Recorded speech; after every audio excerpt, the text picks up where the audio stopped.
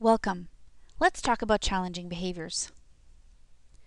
Mild to severe problem behaviors can occur, and it's important to decrease challenging behaviors because they interfere with your child's opportunities to learn. Whenever possible, we want to replace those problematic behaviors with behaviors that are more acceptable and more functional for the child. So if a problem arises, we need to get everybody on board. So everybody who's going to be working with the child or having contact with the child should be on the same page. We need to start by determining why the challenging behavior is occurring in the first place. This is the function of the behavior. Once we've determined the function, then we can develop a plan that addresses the function of the behavior. And then once the plan is in place, we need to make sure that everybody is being consistent. So before we can reduce problematic behavior, we need to know what the function is. The procedures that we develop are going to be based on the ABCs of behavior. Remember the ABCs? Antecedents, behaviors, and consequences. Now, data collection is going to be a key component when we're trying to figure out what the function is.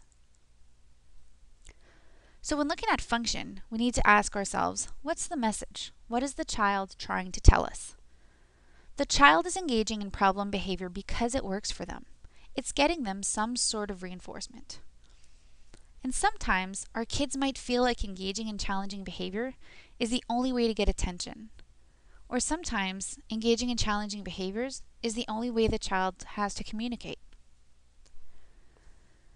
Most behaviors of concern in children are behaviors that are influenced and controlled by events that occur before and after them. So those controlling variables often will reveal the function of a behavior. Usually, behavior occurs because either something is being removed or something is being provided right after a behavior. So for example, maybe something is being removed right after a behavior, like a demand, a task, or an unpleasant stimuli. So the child engages in a tantrum and we remove the spelling test. Or sometimes the child is being provided with something right after the behavior. So the child engages in aggression, and that's when we provide the child with attention or with a preferred item. You also need to figure out whether the behaviors are socially mediated or non-socially mediated behaviors. If the child is trying to get access to attention, access to tangible items, is trying to escape or avoid a task or demand, these are things that you can control. You can control your attention to the child, and you can control when you give the child access to items and when you let them escape or avoid a task. However, sometimes the behaviors are occurring and it has nothing to do with what we're doing. Sometimes a behavior is simply automatically reinforced. So there's a sensation there that the child is getting from engaging in that behavior, and that's not under your control. Or sometimes there's a medical condition, and the child is engaging in that challenging behavior because of the medical condition and not because of anything you're doing. So functional assessment is a process to determine the function of a behavior. So let's collect some data so that we can figure out what the function is. Here's an example of ABC recording. So here we would record our antecedents, behaviors, and consequences. Let's say that it's bedtime, and so the parent tells the child it's time for bed. That's your antecedent. When the parent tells the child it's time for bed, the child decides to have a tantrum. And as a consequence, the parent says to the child, okay, you can have 5 more minutes. So the ABCs here would tell us quite a bit. If I see this pattern happening often, I'm likely going to believe that the function of the tantrums is that the child is trying to avoid bedtime. Here's another way of collecting some functional assessment data. Here we have the date and initials, and that we know that at 10:30 we gave the child a math worksheet and they started screaming no. So what happened when the child started screaming no? Well, they were told to go sit in the hallway until he was ready to do his math worksheet. Again, if I see this pattern often, I'm likely going to be thinking that the function of this screaming behavior is to escape or avoid a task. If you don't want to write out all of the antecedents and consequences that are occurring, you could have a data sheet that's already designed for you. So here, we'd simply record the date and initials, the time that a scream occurred, and we already have our possible antecedents listed. The child was told to do something, they were alone, or an item was taken away. Here we see that the antecedent was that the child was told to do something. Now we also have our consequences listed. So what are the possible consequences? The child was told to stop, was given a preferred item, was given a timeout, or we took a preferred item away. Here we can see that the child was given a timeout. So what are the steps to designing an effective intervention? Well, we've defined our behavior and we've collected information on it. We've analyzed the data and we formulated a hypothesis on what the function might be. Once we've determined the function, then that will help us develop an intervention plan.